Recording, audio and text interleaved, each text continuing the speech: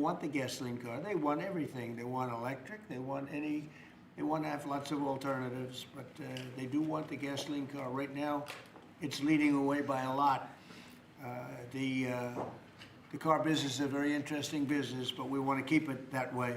I want to thank Transportation Secretary Sean Duffy, Deputy Transportation Secretary Stephen Bradbury, as well as CEO of Ford, Jim Farley. Jim, where is Jim? Let's see. Hi, Jim. Congratulations. You're doing a great job. CEO of Stellantis, Antonio Filosa. Thank you very much, Antonio. Chairman of the National Automobile Dealers Association, Tom Castrida. Yes, sir. Thank you very much, Tom. Great to have you. And Manager of General Motors Orient Plant, John Urbanek. Yes, sir. Thank you, sir. Great to have you guys here. And you're going to say a few words in a minute about how ridiculous this was, but we've just freed you up. So you're going to have a good day and have a good number of years. Thanks as well to Senator Shelley Moore Capito, Ted Cruz, Kevin Cramer, Marsha Blackburn, Eric Schmidt, and Bernie Marino, as well as Representative Sam Graves, Vern Buchanan, Mike Kelly, Roger Williams, Lisa McLean, and Troy Balderson. All great people. These are great people, and I know there's a lot of support long beyond the people that are here. We've had tremendous support on this. From day one, I've been taking action to make buying a car more affordable. I signed an executive order to end the unfair, expensive electric vehicle mandate, as you know, where you had to have an electric car within a very short period of time, even though there was no way of charging them and lots of other things. It would have cost $5 trillion to build the charging plants. And as you know, in certain parts of the Midwest, they spent, to build 9 chargers, they spent $8 billion. So that wasn't working out too well. That was done before me, by the way. I wouldn't have let it go forward. We're canceling the EPA's absurd tailpipe emission standards, one of the most important things that I've never had a group of people come to me more powerfully and really just devastated that they had to do it. It was killing them than the automobile manufacturers, the tailpipe emission standards. And I can tell you, your people at Ford were coming to me all the time, and they were saying, like, please, it doesn't do anything, and it's killing us. And it's driving the cost through the roof. And we revoked Biden's emissions waiver for California so that California communists could not regulate the automobile industry and ruin the entire nation of automobiles. And they were doing that too. But we have that now under control also with your governor, who's got much more than he can control. Now, under the new rules being issued today by Secretary Duffy, the Department of Transportation will rescind the Biden fuel economy prices. And I hate to say that because they were really not economy. They were really, they were anti-economy. They were horrible what they were doing to the costs and actually making the car much worse. But these policies forced automakers to build cars using expensive technologies that drove up costs, drove up prices, and made the car much worse. The action is expected to save the typical consumer at least $1,000 off the price of a new car, and we think substantially more than that. Under the Trump administration, $70 billion are now being invested in the American auto industry. Ford has announced it will invest $5 billion across its Kentucky and Michigan plants. Is that a correct statement? That's right. That's a lot, $5 billion. You could do more. Creating at least 4,000 new jobs. Stellantis announced that it will invest $13 billion to expand its U.S.-based manufacturing by more than 50% and open new manufacturing facilities across the country. And I think a big part of that is also the tariffs. Because of tariffs, they're coming in. Not only the automobile industry, AI, we're leading China in AI, we're leading everybody in AI, we're leading everybody in everything. We have the hottest country right now. I will tell you, a lot of political people behind me, great political people, very successful political people. We have the hottest country anywhere in the world. 1 year ago, we had a dead country, and now we have the hottest country anywhere in the world. And it started from November 5th, but it also started when we did the tariffs, and we've had tremendous support on the tariffs. It's bringing in trillions of dollars of wealth. It's bringing in national security. And I've stopped 8 wars, and of the 8 wars, 5 of them have been because of tariffs and trade, so they're very important. And General Motors plans to invest $4 billion as it brings its manufacturing back to the United States from Mexico.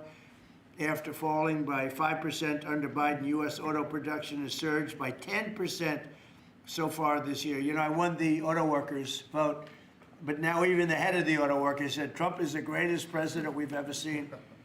And he happens to be right about that.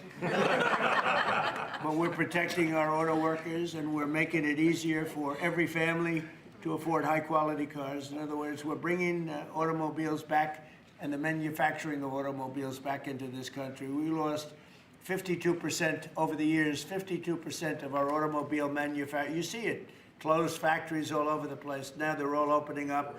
They're being, in most cases, they're being knocked down, and new ones are being built in their place. And a big beneficiary is the state of Michigan, but South Carolina, even states that didn't really do too much with the automobiles, they're opening up plants. It's been amazing. So between automobile plants, AI plants, and plants of every other nation, really every other type, including chips, we're going to have a big percentage of the chip market very soon, not because of the CHIPS Act, which was horrible and ridiculous, where we just gave these companies billions and billions of dollars, and they just kept the money, but because of what we did with tariffs.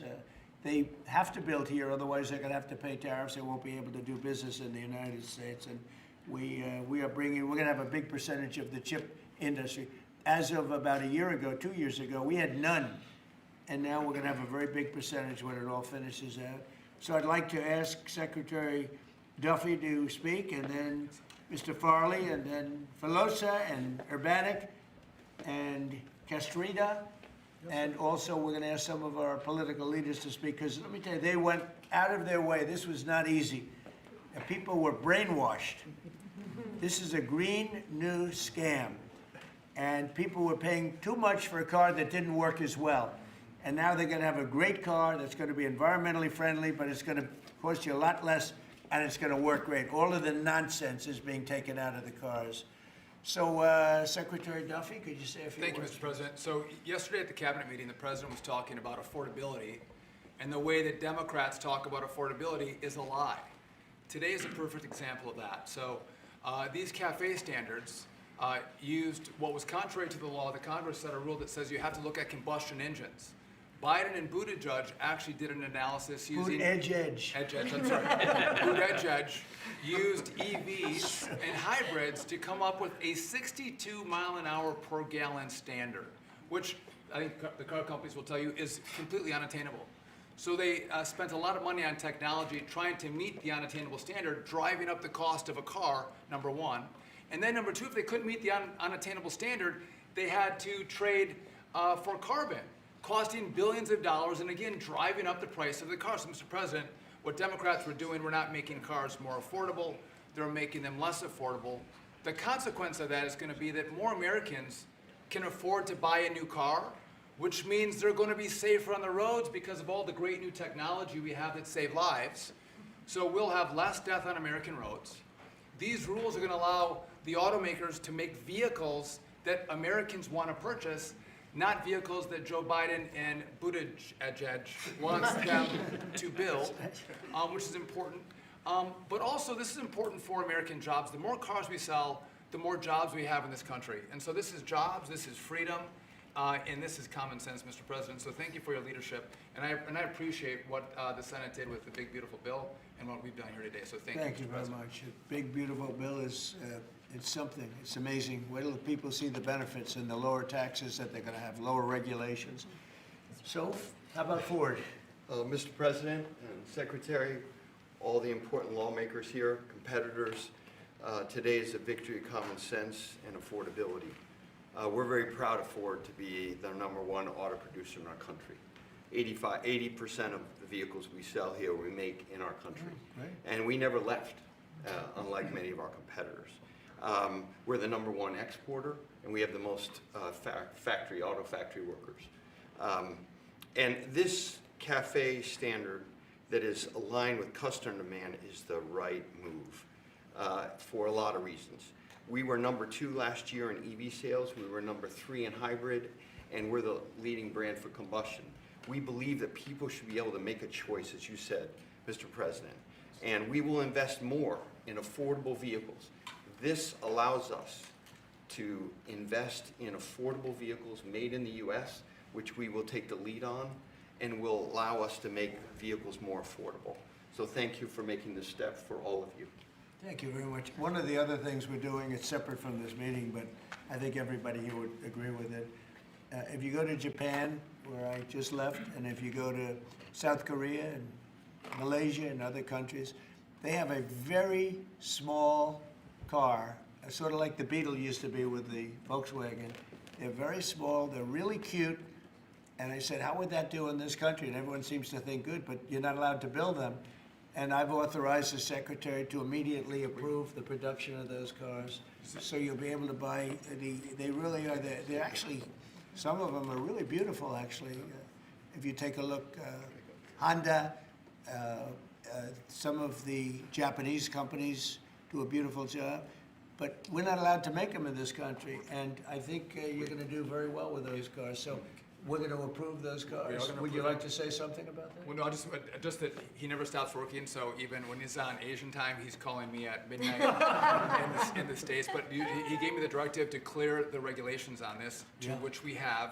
And so if Toyota or any other company wants to make smaller, more affordable cars, fuel efficient, we have cleared the deck so they can make them in America and sell them in America. They're really nice and less expensive, and it really gives people a chance to have a car, you know, have a brand new car as opposed to a car that maybe isn't so great. And so you car companies start thinking about that. I think it's going to be a tremendous market. Please, would you like to say something? Thank you, Mr. President. It's a great day for us at Stellantis today, because it's the day where we see CAFE regulation reconciled with real customers' demand.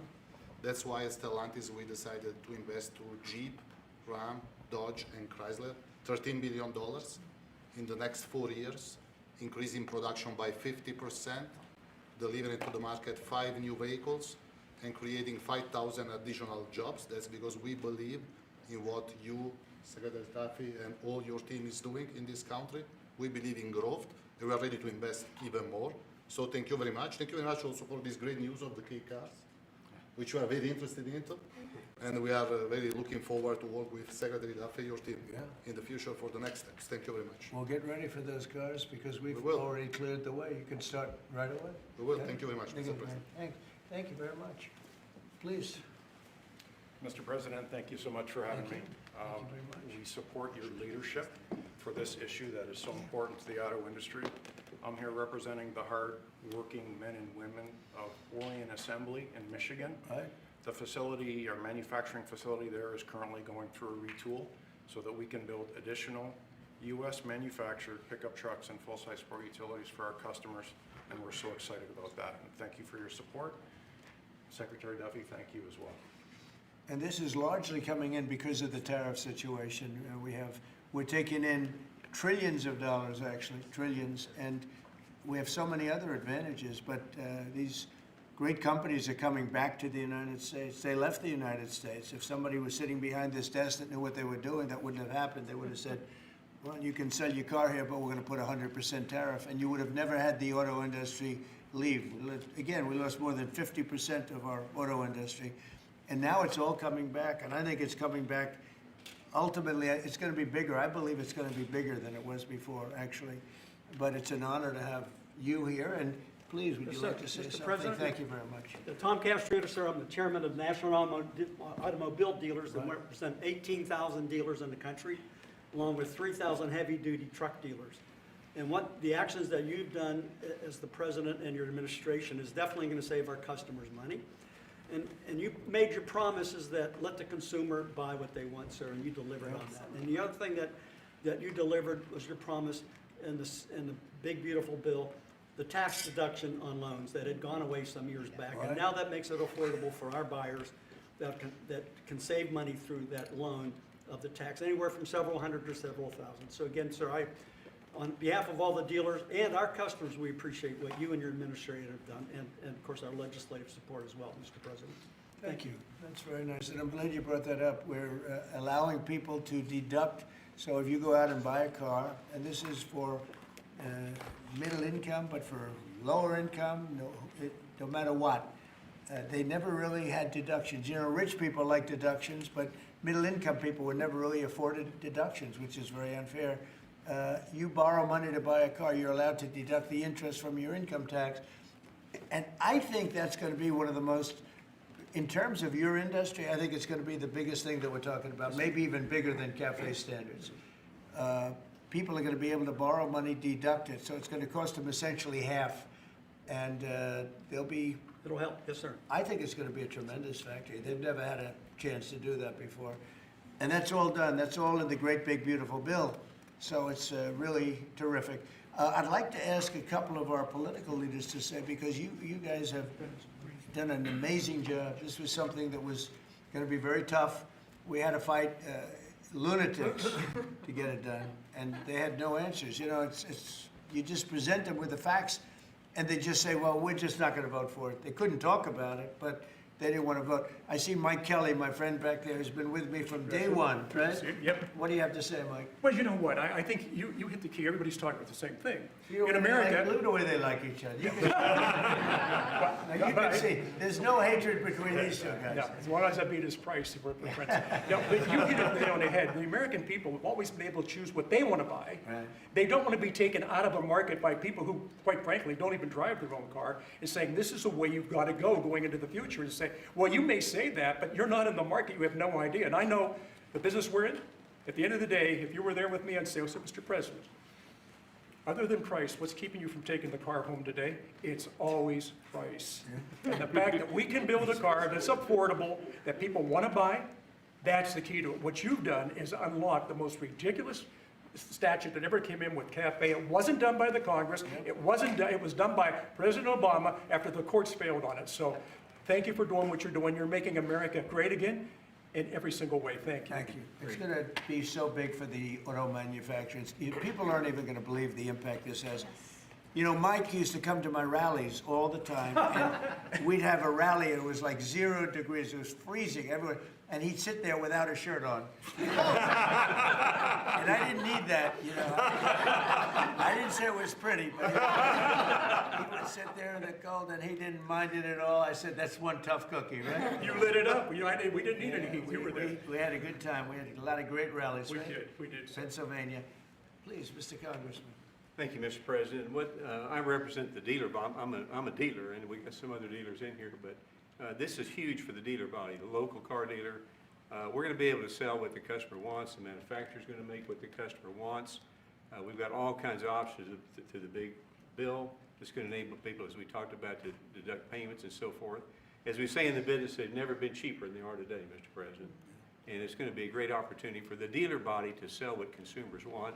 And 99% of the businesses in America are small businesses. Many are car dealers, employ a lot of people. It's going to be a great year for us. We appreciate your leadership. And we appreciate, from a retail standpoint, we appreciate the manufacturers going to step up and build cars that customers want and that we want to sell. So thank you very much. It makes it a great country.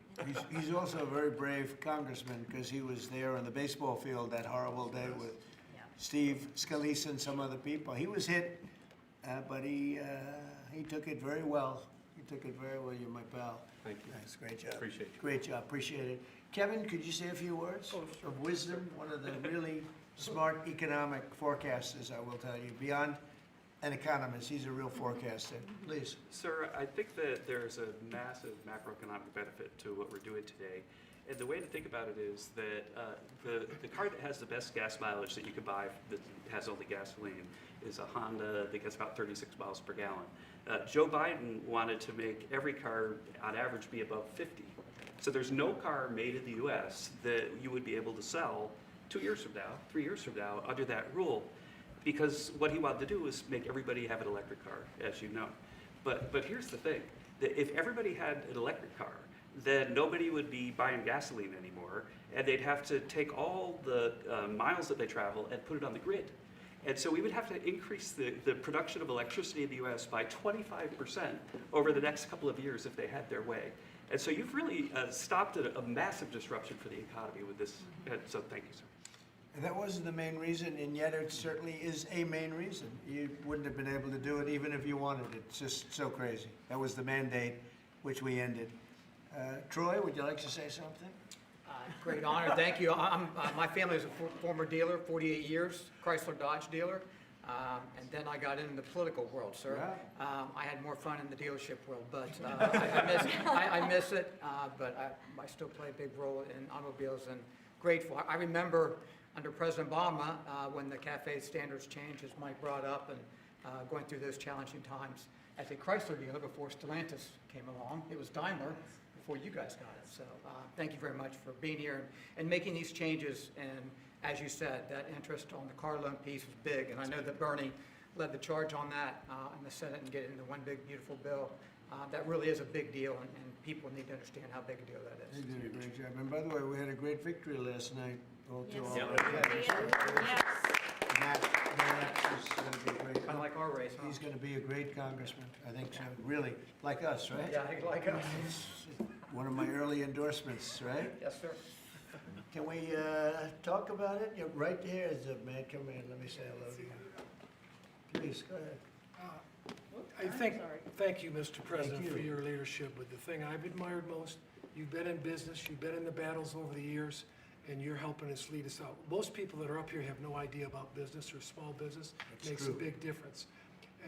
One is. Number two is, I would just say in terms of the tax stuff we're talking about, one of the things that get missed, and I'm in Florida, Sarasota region, is the ability to deduct.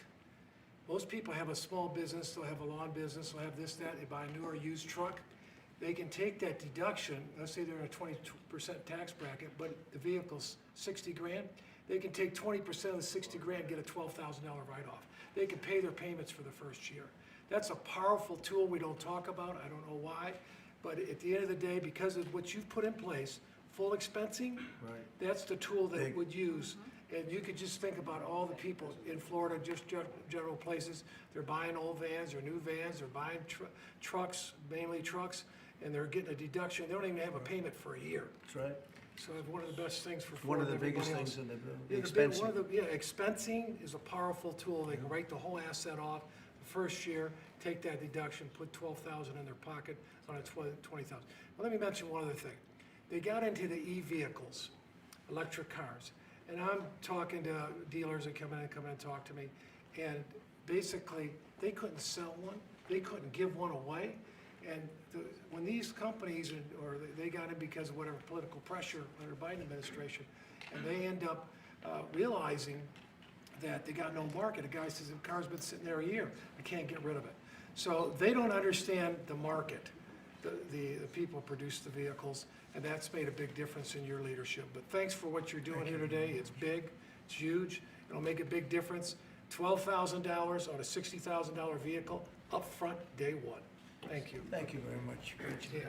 Yeah. You know, we're just talking about something that's interesting. Ford would make, and I don't want to speak for Ford because we have one of the top people right here. Mr. President, it's fine if you want to talk about Ford. Ford would make numerous electric cars in order to sell Yes. one Ford 150. Because they'd make all their money with the 150. Yes. And they were willing to lose money on building 2 or 3 electric cars that they couldn't sell in order to make some money on the 150, because the 150 is a monster. I'll tell you what, that, no matter where you go, they love that Ford 150. Yes. But isn't it a ridiculous model when you have to build 2 or 3 cars that you know you're not going to be selling or not be selling for much in order to really do something that you should have the right to do, which is Yes. make a car that you want to make Yes. and that the market wants, right? So congratulations on the 150. Thank you. Best-selling vehicle in the United States. Just saying.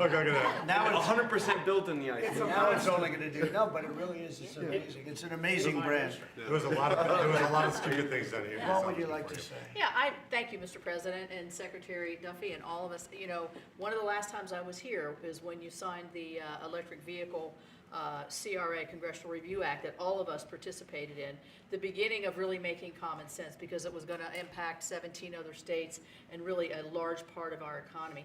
This is about affordability here. I'm just going to say one thing. well, maybe, I already said one thing, so now I'm gonna say two things. When we talk about a car and auto, we sort of talk about just, oh, we need a car. Do you know what a car does for a family?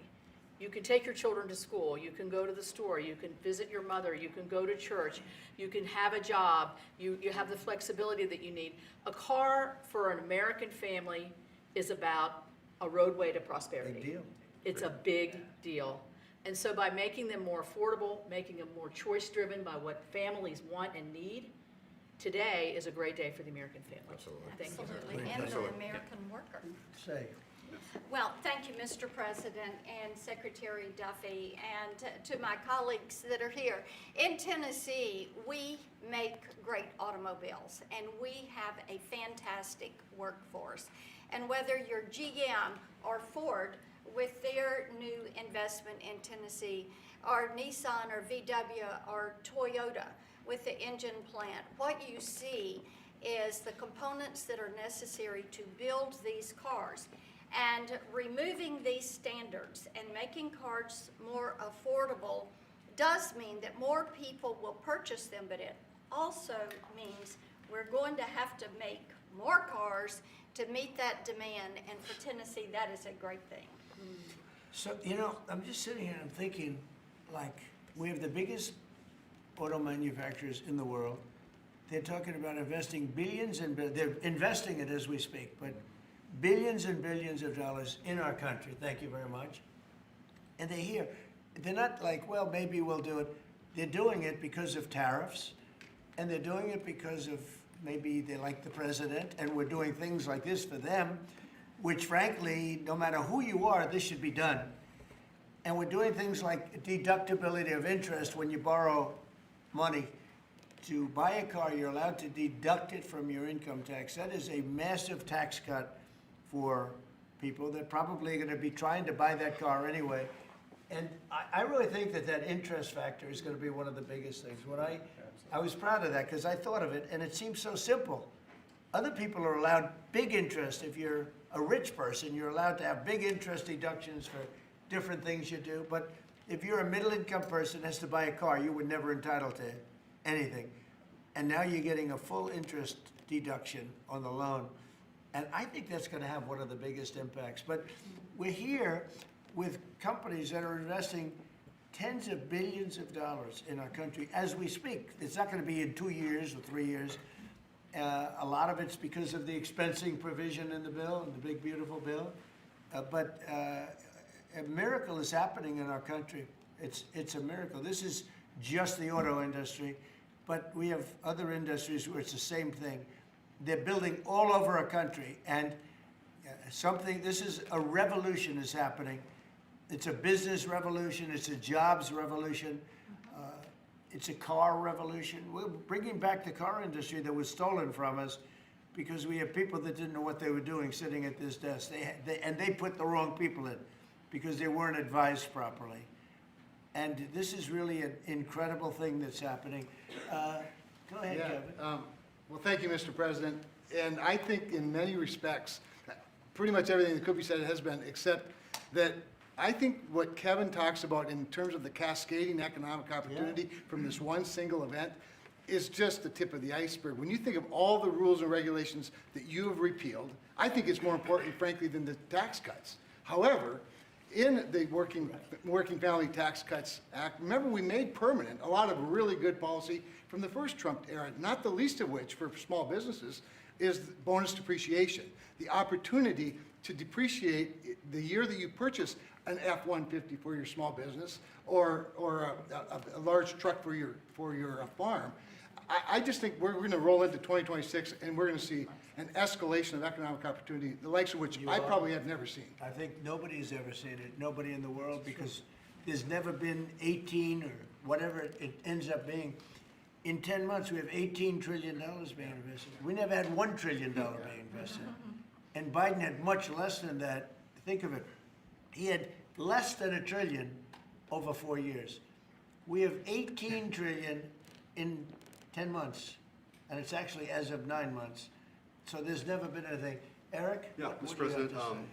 thank you, and on behalf of the people of the great state of Missouri, who we actually make things from F-15s to F-47s now, thanks to you. We'll be building the F-47 and then F-150s. And those are real jobs, and we make things in Missouri. This is going to go a long way, I think, for making things more affordable for normal people. Nothing could be more American than driving a car on a highway, and this is going to make that more accessible for more people. So thanks for your leadership. Your state's doing a Secretary. great job. Yeah, well, they love you It's a too. great place. Thank you. Please.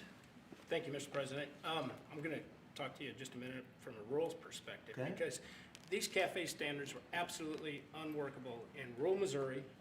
We need vehicles that are practical and affordable and Right. can haul for our small businesses, for agriculture, and it just simply didn't work. Those CAFE standards didn't work, so I applaud you and Secretary Duffy for your hard work and what you're doing on behalf of rural America. Well, it was keeping a lot of manufacturers out of our country too. They said, we're not gonna, are you crazy? They thought, outside manufacturers thought we were absolutely insane with all of the different things that were just made up nonsense. It was like made up, it was really made up by people that hate our country. I really believe. Does anybody else have anything to say? I'd say about two quick things, Oh, Mr. go. President. Bernie, I didn't see you. Two quick things I think are really important. So the person who sat behind this desk before you gave $7,500 in subsidies to multimillionaires who are leasing electric Rolls Royces, electric Porsches, electric Lamborghinis. We're getting $7,500 from the taxpayer. And these Democrats sit on this floor and say that Republicans are for millionaires and billionaires. We are the opposite of giving $7,500 to multi-billionaires to lease foreign electric vehicles. Number two, because of your policies, at the beginning of the year, 51% of the cars sold in America were made in America, 51%, before you got sworn in. Last month, that number was 57%. We moved it 6 points, which nobody thought would be possible in 4 years. We did it in 10 months. That's something that maybe the news should cover a little bit more. And we've driven down the price of automobiles. The car prices for consumers are down before you did Just these about things. everything is down. You know, this whole thing is, they use the word affordability. It's a Democrat hoax. They're the ones that drove the prices up. And all they do is say, affordability, and you're supposed to say, oh, that means they had low prices. No, we inherited the worst inflation in the history of our country. They say 48 years, but let's say that's history. I don't believe that. Biden had, because of his stupid ways and between his energy policies and his spending policies, we had the worst inflation in the history of our country. And now our prices are coming down, and they're coming down for cars, and they're coming down. I mean, did you hear yesterday when Chris Wright from Energy, the head of energy in our country, said there are now parts of our country, it's all happening, $1.99 for gasoline, a gallon. And we have it at $2.50, $2.60. It was at $5. And that's bigger than any tax cut we could give.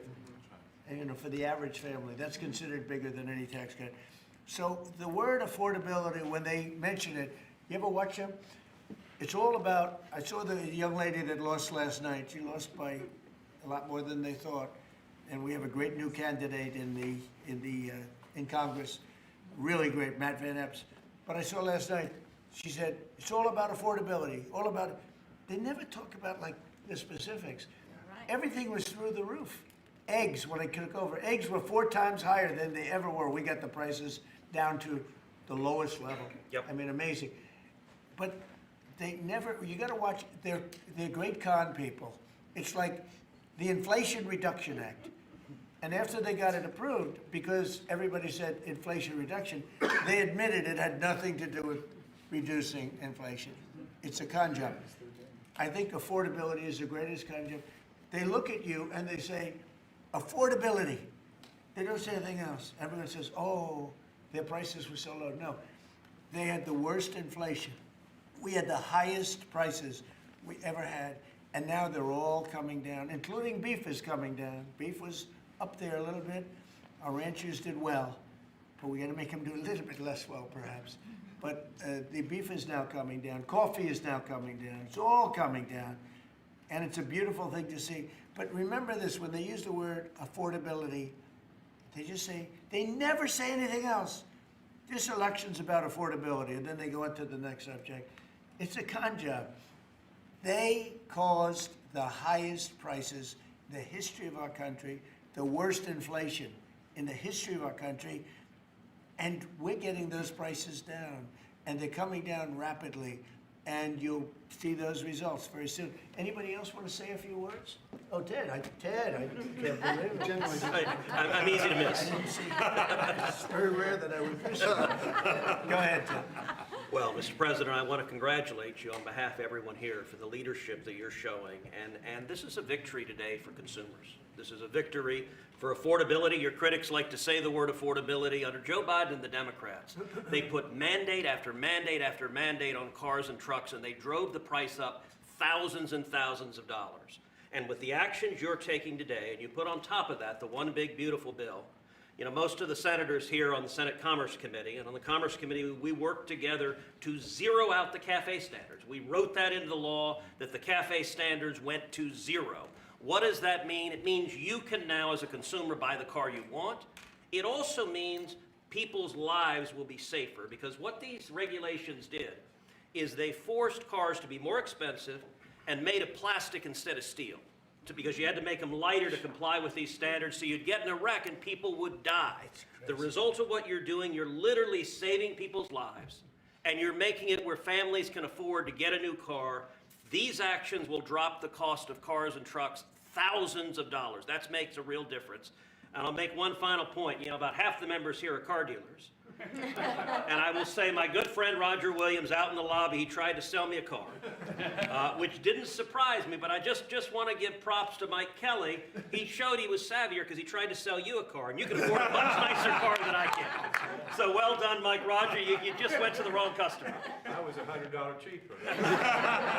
The thing that Ted just said, it's true, plastic instead of steel, think of that. And people died because of that. The plastic was plastic in an auto accident, and it broke up, and people were shattered because of that crazy deal. But it's a really good point. Go ahead. And Mr. President, I'll tell you, the Senate Commerce Committee on January 14th, we're going to have a hearing with all of the big three there and Tesla, and the entire hearing is going to focus on how your leadership has reduced the burdens on car makers. That's lowering costs, that's giving consumers more choices, and it's producing more jobs in America. And it's highlighted that's a real record of success. Yeah, well, it's an honor. And, you know, they were going by California. We had like 2 different countries, California and 15 that followed California, because you had 15 states follow California. And the rules from California were just like everything else. That's why people are leaving. That's why it's such a mess. It's got there's a state with such unbelievable potential. But what they did with the car industry is incredible. And that was, you know, the car companies didn't know what to do because they had 2 standards, and you can't build 2 different cars for the same country. And what we're doing today is very big. Would anybody like to say something? Would you like to say something, my friend? I just want to say thank you. Thank you.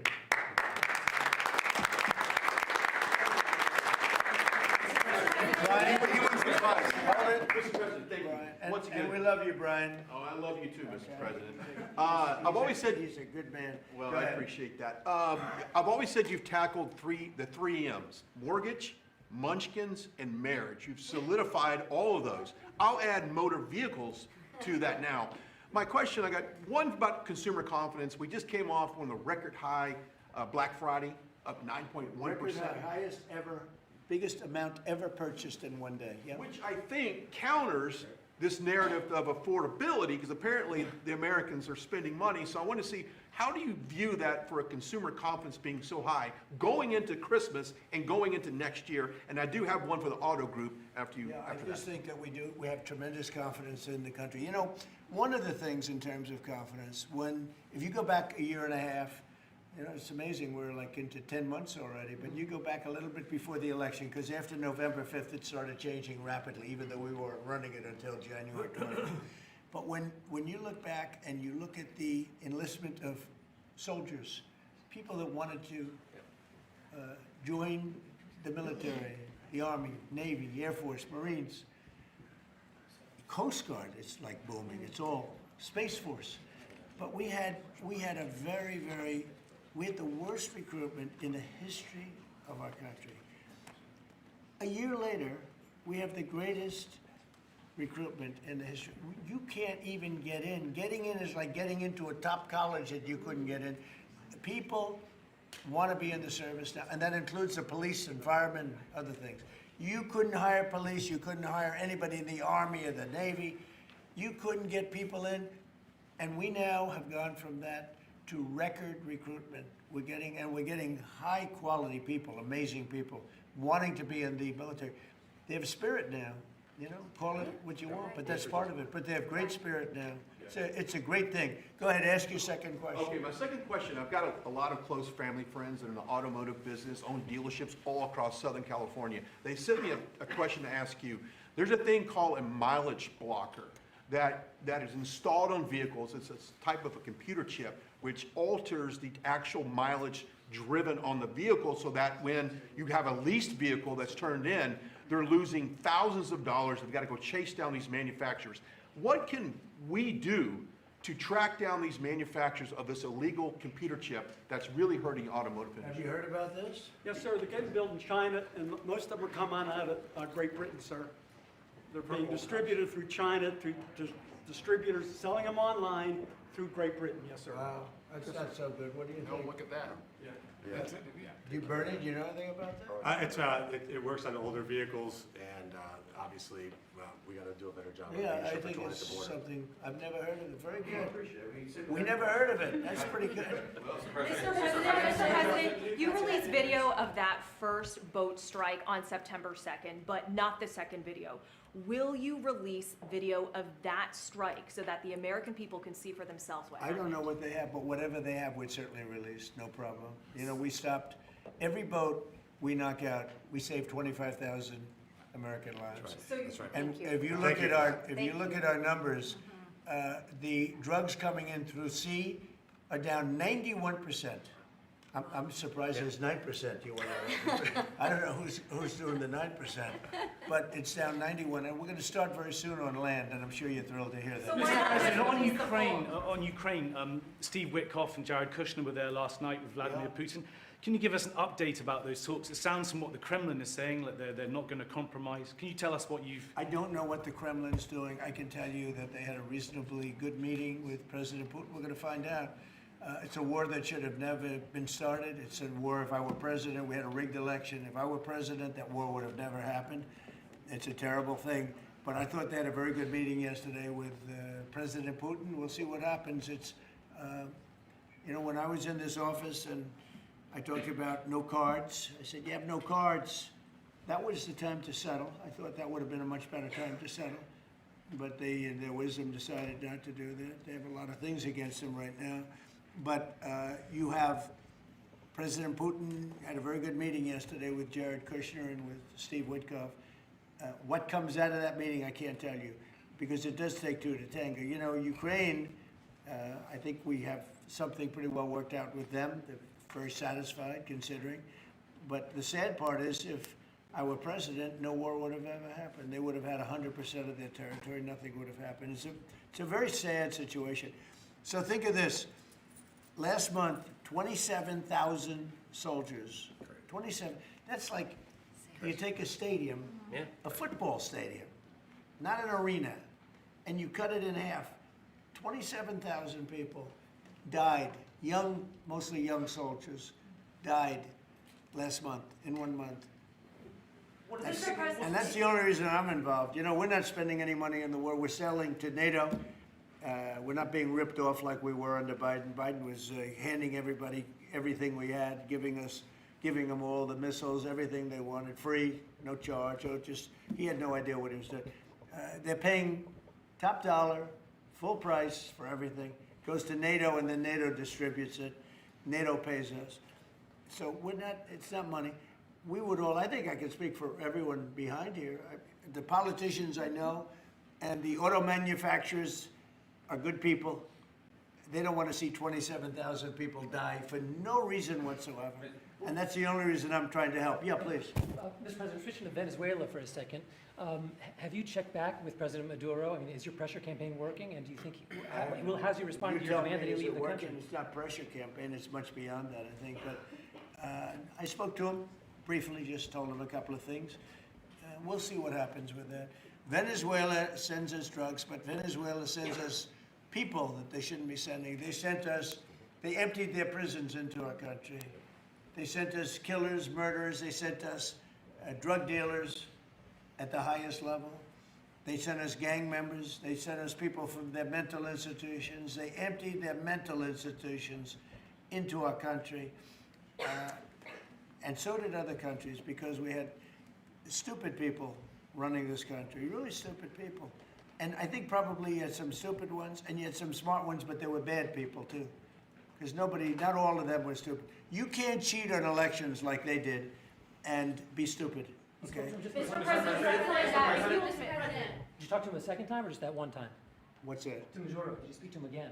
No, I didn't. Mr. President, if you do find. When you spoke with Mr. Witkoff and with Mr. Kushner. Last night, did they give you the sense that President Putin still wants to end the war, still wants to make peace? He would like to end the war. That was their impression. Now, whether or not, Do you believe him? that was their impression. Their impression was that he would like to see the war ended. I think he'd like to get back to dealing a more normal life. I think he'd like to be trading with the United States of America, frankly, instead of, losing thousands of soldiers a week.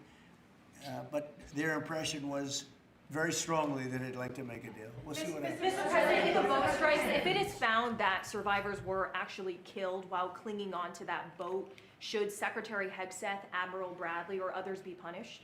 I think you're going to find that this is war, that these people were killing our people by the millions, actually, if you look over a few years.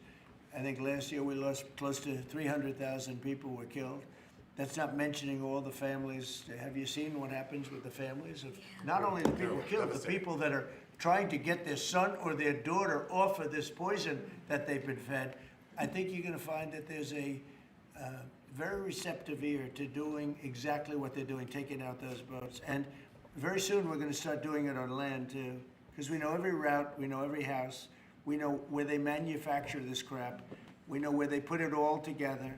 And I think you're going to see it very soon on land also. Yeah, please. So to be clear, you support the decision to kill survivors after the initial No, I strike? support the decision to knock out the boats, and whoever's piloting those boats, most of them are gone, but whoever are piloting those boats, they're guilty of trying to kill people in our country. Yeah, please. The House Judiciary Committee has subpoenaed Jack Smith to ask about his investigation of you. I wondered, for a deposition, I wondered if you'd prefer to see that as a hearing so that the American public can see the questions and the responses more easily. I'd rather see it probably at a hearing. Look, Jack Smith is a thug. He's a failed prosecutor. He's a bad man. He's an evil man. He hurt a lot of people. Forget about me. I do this stuff, but I got indicted many times by a guy that they were dismissed. He's a bad guy. He's a sick man. There's something wrong with him, actually. I think Jack Smith is a sick man. There's something really wrong with him. I'd rather see him testify publicly because there's no way he can answer the questions. But Biden knew this was going along. Kamala knew it was going along. And there's a lot of things happening right now that they don't like. One of the things is the auto pen. Everything he signed, almost, with the exception of the pardon of his wonderful son, Hunter, just about everything he signed was not signed by him. He had no knowledge of it. He didn't know what it was. People sitting around the beautiful Resolute desk knew exactly what it was. And those people are guilty, in my opinion, of a major crime. Everything that was signed by that auto pen, the man operating the auto pen, and I'm sure there are more than one, because I think some of the people can operate it themselves. Some of the high-level people operated themselves. They would just go in and sign his name with an auto pen onto very important documents, not only pardons, but policy, maybe CAFE standards, okay, as an example. Who signed CAFE? If you ask Biden what's a CAFE standard, he would have absolutely no idea.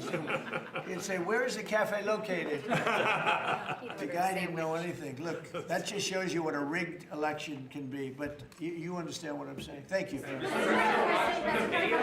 You've had conversations with... I did, with Jensen. Right, so... Smart man. In your conversations with him, have you kind of given a sense of where you are with export controls and the types of chips that NVIDIA can get to China? He knows very well. He's done an amazing job. NVIDIA, very good. Yeah. Mr. President, when do you expect for phase 2 of the Gaza peace plan to be implemented? And Well, it's going along well. You know, they had a problem today, I understand, with a bomb that went off and hurt some people pretty badly, probably killed some people. They're telling me it just happened. But it's going on very, we have peace in the Middle East. People don't realize it. We have tremendous support, 59 countries. There's tremendous support. But phase 2 is moving along, yeah. It's going to happen pretty soon. Mr. President, did you speak with House Republican leadership about your decision to pardon Congressman Henry Cuellar? And are you concerned that you made a vulnerable Democrat perhaps less vulnerable with that decision? It didn't matter. He's a respected person. He was treated very badly because he said that people should not be allowed to pour into our country. And he was right. He didn't like open borders. He was on the border. You know, he represents a very respected man.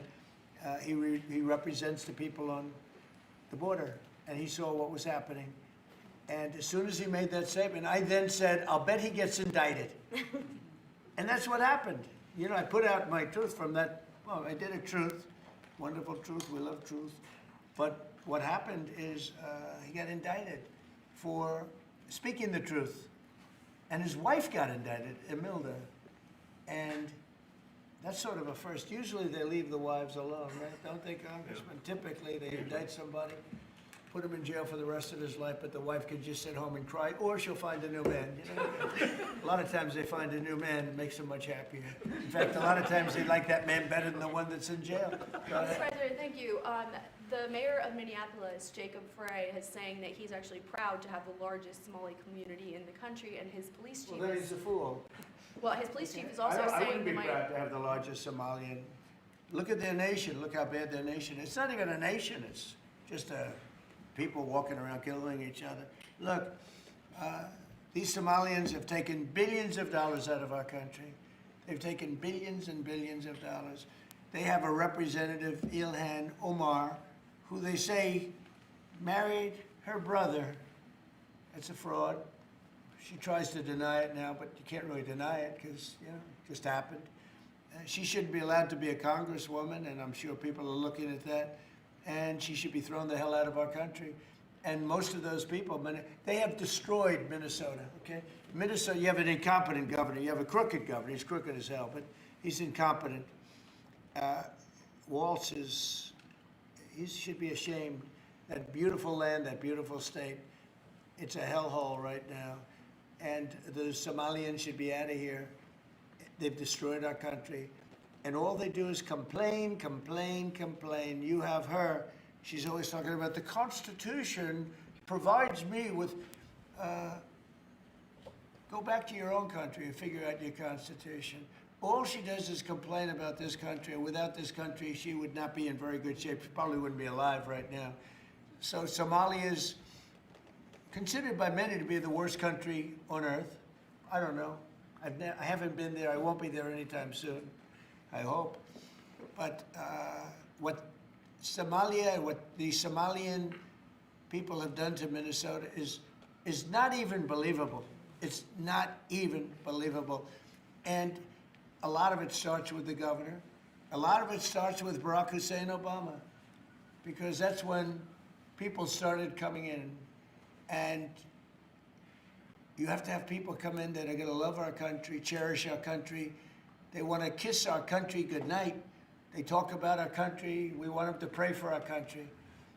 This is not the people living in Minnesota.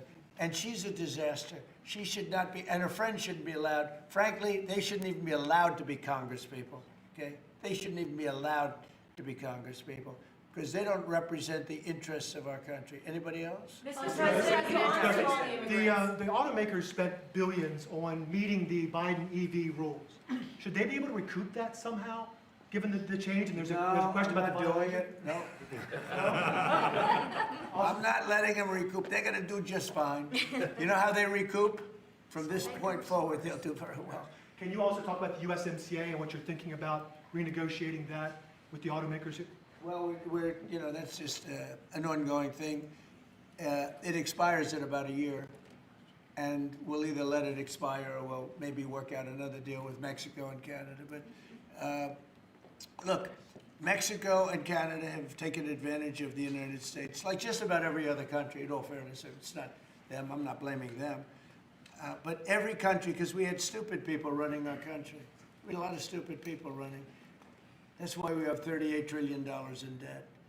But the beautiful thing about the tariffs is we'll start paying off that debt. The money coming in, they're finding money in our country now that they never knew existed. The other day, $30 billion. Where did it come from? I said, why don't you check the tariff show? They said, sir, that tariff hasn't started yet. It doesn't start till January. I said, no, it started 2 months ago. They called back, sir, you're right, it was from tariffs. No, we have a whole different country. I hope the Supreme Court, I pray that the Supreme Court understands the importance of the sensible, really, I mean, this would be country threatening if something happened with regard to that. You know, the people that brought that case are bad people. They're very bad people. They hate our country. They represent foreign countries, including China, but they represent, and China's paying us a lot of money now in tariffs, but they represent people that really don't like our country much. And I know some of them, and they're scum. In my opinion, they're scum. They're absolute scum. And they're not suing for any good reason. They're just suing to see if they can stop it, because they make money if this country does badly. You know? So, but we're taking in trillions of dollars. We're stopping wars. We have great national security because of tariffs. And then to think that we have to even go and justify this. The reason a lot of these people, I can tell you this, maybe we would have had the political people, we wouldn't have these people without tariffs. The people that are up here from Stellantis and Ford and General Motors, great companies, including this gentleman, they wouldn't be here today if we didn't have tariffs. They'd be building their plants in Mexico and other places. They're leaving Mexico and they're leaving Canada. They're leaving because they ripped off our country. They took our businesses away from us. And now, because of tariffs, they're all coming back. So it's a great thing. Thank you very much, everybody. Mr. President, you call Somalians garbage. What about saying thank you guys? Keep moving. Thank you, cameras. Thank you. Keep moving. Thank you guys. Thanks for coming.